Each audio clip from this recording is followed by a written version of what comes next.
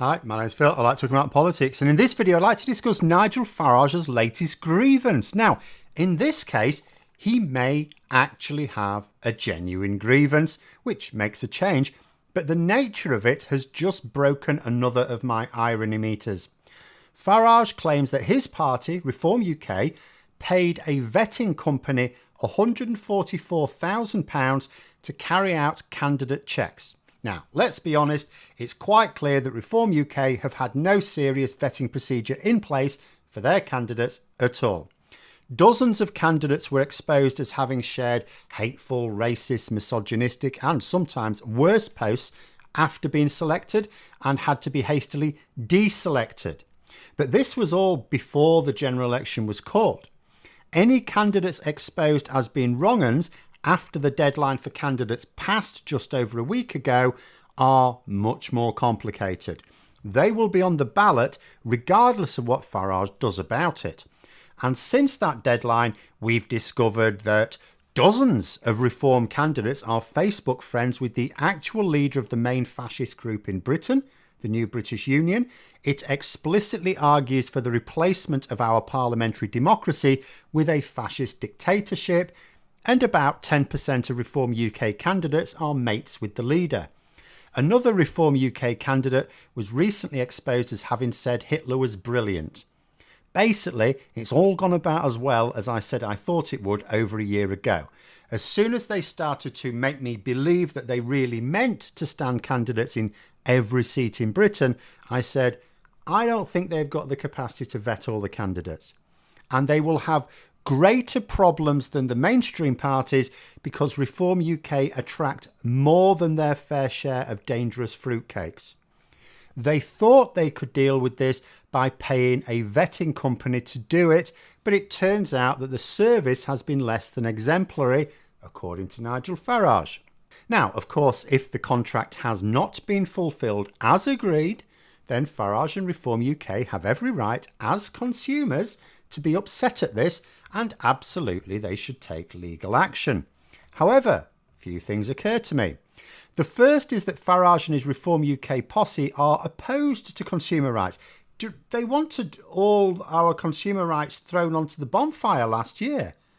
So the fact that he can even take legal action against the contractor is only really possible because we have previously had our country run by people who think his ideas are insane. Free market capitalism runs on the principle that the market decides, that a business succeeds or fails based on word of mouth spreading about the quality of the service. If the service is bad, you don't get to take action. You don't sue them. You don't get your money back. You simply tell others about it and then they won't use them and that business will collapse. You will instead prefer to use a business whose customers express satisfaction with the service. In a country run by Nigel Farage's principles, he wouldn't be able to take legal action. But that's just your starter for 10. The biggest source of irony here is this. Reform UK opted to contract out a service to a company whose only motivation was profit, and one who were probably not expecting a return gig, whether or not the service was performed well. It's a one-off service for a client in a one-off situation. After all, Farage himself is happy to give the impression that he wants to cuckoo himself into the Tory nest by the next election. And what's happened is that private contractor, if Farage is to be believed, has taken no professional pride in delivering the quality service that his customer expected. They took the money, but Reform UK are alleging did not deliver the service. There's a lesson in there somewhere, isn't there? One of the arguments that we socialists have about contracting out services unnecessarily is that if the service is delivered in-house, then the focus is on the quality of that service. After all, you are being paid directly by the people who want that service, and that's it. They don't want you to make a profit. They want you to come in under budget, but they want you to deliver that service. However, if you contract a service out, then the service is carried out by employees whose bosses are telling them they need to do it in the most efficient way possible just to tick the boxes so that they can maximize the profit from that contract. Part of that maximizing profit is also paying those workers to do it for as little as possible, which means you don't get the best qualified to do it either. The people in charge of such a business are also hired by people who only care about the size of the profits made.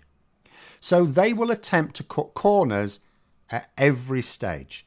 The quality of the service is of lower priority than spending as little of the contract fee as possible on delivering on the contract. And if you think you can get away with just not delivering a substandard service, but barely any service at all, as is all too often the case with some government contracts, then that's what they will do. It's why, although Michelle Mone has a face like a fit these days, countless other Tory mates who got similar contracts and delivered similarly useless equipment are all living it up in the mansions they bought on the profits. Farage is basically alleging to being stung here by unregulated capitalism and unnecessary outsourcing when he is in favour of unregulated capitalism and unnecessary outsourcing, and yet I do not detect a shred of introspection in his complaining. Nor is there any mention in the Telegraph article on this story about how maybe Reform UK should have just hired the staff themselves to carry out the checks. That way, they would have been working under managers who just wanted them to do the job. The people who would want a good reference at the end of that job would be motivated to deliver a good service. There would have been no money feeding into profit calculations of a third party who didn't care about the service itself. People like this just lack self-awareness, don't they? Of course, do bear in mind we do not know that Nigel Farage didn't have his contract fulfilled as requested. It may well be that he simply failed to take into account that his vetting requirements would still allow in a load of reckless lunatics. We'll have to wait for the court case to find that out, if it ever happens. But regardless of whether Farage has a genuine grievance or not, he is nonetheless claiming that he contracted a service out to a profit prioritising company. Oh, by the way, it's a foreign one as well, just for a laugh. And now he's complaining because the service was rubbish. Isn't he making an argument for insourcing of services here? Or, at the very least, tight regulation of outsourcing and easy and swift access to recourse where there is a dispute.